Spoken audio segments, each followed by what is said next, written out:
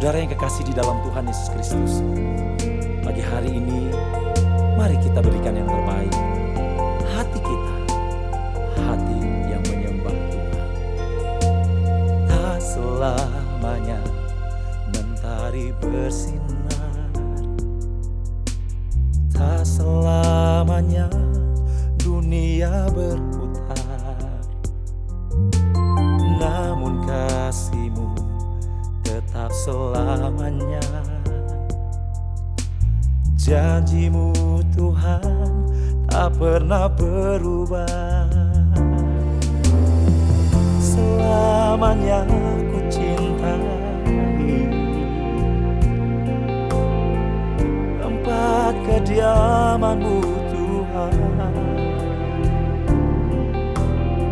Selamanya ku kagumi kasih-Mu tiada batasnya. Takkan pernah aku ingkari kasih-Mu, selalu ada untukku.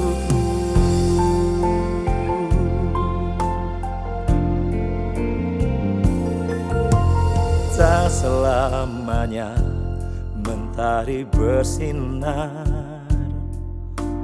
tak selamanya dunia berputar.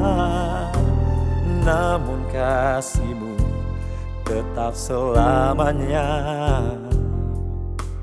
Janji-Mu Tuhan tak pernah berubah. Oh, selamanya ku cintai tempat kediaman-Mu Tuhan. Oh, selamanya ku kagumi kasih-Mu tiada batasnya. Takkan pernah aku ingkari kasih-Mu, selalu ada untukku. Haleluya. Terima kasih Tuhan, terima kasih Yesus buat kebaikan-Mu. Oh, haleluya. Yesus, Kaulah segalanya. Terima kasih Tuhan, terima kasih Yesus. Oh, selamanya ku cintai tempat kediaman-Mu Tuhan. Selamanya ku kagumi kasih-Mu tiada batasnya. Takkan pernah aku ingkari kasih-Mu, selalu ada untukku.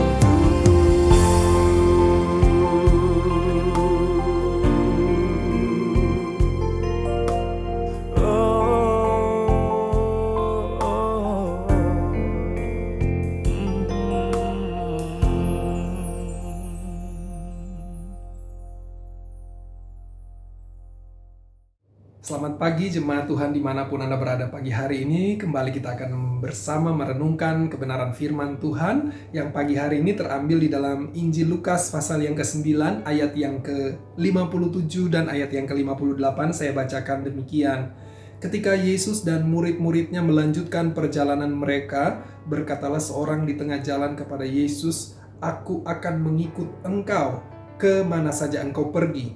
Yesus berkata kepadanya, serigala mempunyai liang dan burung mempunyai sarang, tetapi anak manusia tidak mempunyai tempat untuk meletakkan kepalanya. Saudara yang dikasihi Tuhan, saya tahu kita semua tidak asing lagi dengan apa yang namanya media sosial. Ya, dari yang tua, yang muda, yang laki, yang perempuan, banyak di antara kita yang menggunakannya. Dan kita begitu sangat bangga ketika kita mengunggah sesuatu di media sosial, baik itu foto, ataukah itu tulisan-tulisan, ataukah itu video. Kita begitu bangga ketika ada banyak orang yang melihatnya. Kita begitu bangga ketika ada banyak orang yang memberikan like. Bahkan kita sangat bangga ketika banyak sekali follower-follower di media sosial kita, di akun kita. Kita tidak perlu mengenal mereka, bahkan kita tidak perlu memberikan persyaratan-persyaratan yang tertentu, yang khusus untuk menjadi follower kita. Itu tidak perlu, karena mereka hanya sekedar tim penggembira saja. Mereka hanya turut meramaikan akun kita. Namun Bapak Ibu Saudara, tidaklah demikian ketika kita mengambil keputusan untuk menjadi pengikut Yesus. Ya, kita bukan hanya sekedar jadi pengikut. Kita bukan hanya sekedar jadi followernya Tuhan. Kita bukan hanya sekedar jadi tim penggembira atau turut meramaikan supaya gereja itu penuh. Atau bahkan kita punya tujuan-tujuan tertentu, motivasi tertentu ketika kita mengambil keputusan untuk menjadi pengikut Tuhan. Nah, di dalam kisah yang kita baru baca ini adalah satu peristiwa di mana Yesus sedang ada dalam perjalanan dari Samaria menuju ke Yerusalem. Dan di tengah-tengah perjalanan dalam keramaian orang yang banyak, datanglah seorang ahli Taurat. Lalu dia menyatakan diri, dia menawarkan dirinya untuk menjadi pengikut Yesus. Dia ingin ikut Yesus kemanapun Yesus pergi dan berada, tanpa dia memperhitungkan konsekuensi dan harga yang harus dia bayar. Bapak Ibu Saudara, ahli Taurat ini telah banyak melihat, dia telah banyak memperhatikan betapa luar biasanya Tuhan Yesus itu. Tuhan Yesus banyak menyembuhkan orang-orang sakit, ya, mengusir setan, memberi makan 5.000 orang, dan banyak lagi mujizat-mujizat yang Tuhan Yesus lakukan pada saat itu. Bahkan saat itu Yesus menjadi orang yang sangat populer. Yesus menjadi orang yang ternama pada waktu itu. Sehingga ahli Taurat ini mengambil keputusan untuk menjadi pengikut Yesus. Tetapi Yesus tahu isi hatinya. Yesus tahu motivasinya. Yesus tahu apa yang ada di benak seorang ahli Taurat ini. Bahwa dia berpikir, boleh juga kalau saya jadi pengikut Yesus. Ya, saya bisa dapatkan keuntungan, saya bisa dapatkan sesuatu, saya bisa dapatkan pengalaman-pengalaman yang baru, bahkan saya bisa dapatkan popularitas di balik pelayanannya Tuhan Yesus. Sehingga Tuhan Yesus langsung menjawab ahli Taurat ini. Di ayat 58 yang sudah kita baca tadi dikatakan bahwa serigala mempunyai liang dan burung mempunyai sarang, tetapi anak manusia tidak mempunyai tempat untuk meletakkan kepalanya. Saudara, ketika Tuhan Yesus hidup di dunia ini, kehidupan dan keadaan Tuhan Yesus begitu sangat sederhana. Bahkan menjadi orang yang ada di kalangan yang bawah karena begitu susahnya. Dan kita tahu semenjak Tuhan Yesus lahir sampai ia dewasa, bahkan sampai ia mati, ya, dia dalam keadaan yang sangat-sangat sederhana. Dan Tuhan Yesus memberikan tantangan ini kepada ahli Taurat ini. Tuhan ingin agar ahli Taurat ini memperhitungkan harganya, meluruskan motivasinya, sebelum ia mengambil keputusan yang sangat penting ini. Karena mengikut Yesus bukan sekedar ikut-ikutan, bukan sekedar menjadi follower. Tetapi mengikut Yesus adalah menjadi murid Tuhan. Saudara, menjadi murid Tuhan itu berarti mau mengikuti, mau menaati, mau belajar, dan mau melakukan setiap apa yang diajarkan dan diperintahkan oleh Tuhan Yesus. Bahkan kita harus siap untuk diajar dan siap untuk diuji, untuk menjadi murid Kristus yang sejati. Ada harga yang harus kita bayar. Bukan sekedar ikut-ikutan. Ya, bukan hanya karena motivasi-motivasi tertentu. Oh, saya ingin diberkati, saya ingin mendapatkan ini, saya ingin doa saya dijawab, saya ingin sembuh, dan banyak hal yang menjadi permintaan kita kepada Tuhan. ketika kita menjadi pengikut Tuhan. Menjadi pengikut Tuhan yang sesungguhnya adalah menjadi muridnya, belajar darinya. Bahkan kalau kita mundur di ayat yang ke-23 di pasal 9 ini dikatakan bahwa setiap orang yang mau mengikut aku, ia harus menyangkal dirinya, memikul salibnya setiap hari dan mengikut aku. Dikatakan bahwa setiap orang yang mau menjadi murid Kristus, dia harus berani menyangkal dirinya. Dia harus memikul salib setiap hari. Oleh karena itu Bapak Ibu Saudara, setiap hari sebagai anak-anak Tuhan kita selalu diperhadapkan dengan berbagai hal, berbagai situasi dan kondisi yang meminta kita untuk menyangkal diri kita, yang meminta kita untuk memikul salib. Karena kita sementara diproses sebagai murid Kristus yang sejati. Bapak Ibu Saudara, ahli Taurat ini juga mewakili dari setiap orang yang mengambil keputusan yang mau menjadi pengikut Tuhan. Ya, dimana karena banyak orang, banyak manusia yang ingin ikut Tuhan selalu menginginkan kenyamanan, selalu menginginkan kelancaran, bahkan banyak di antara kita semua yang ingin popularitas. Sedangkan berbeda dengan kerinduan Tuhan adalah kita hidup dalam pengudusan, kita hidup dalam pertumbuhan rohani. Memang Bapak Ibu Saudara, hal inilah yang selalu menjadi konflik batin dalam kehidupan kita.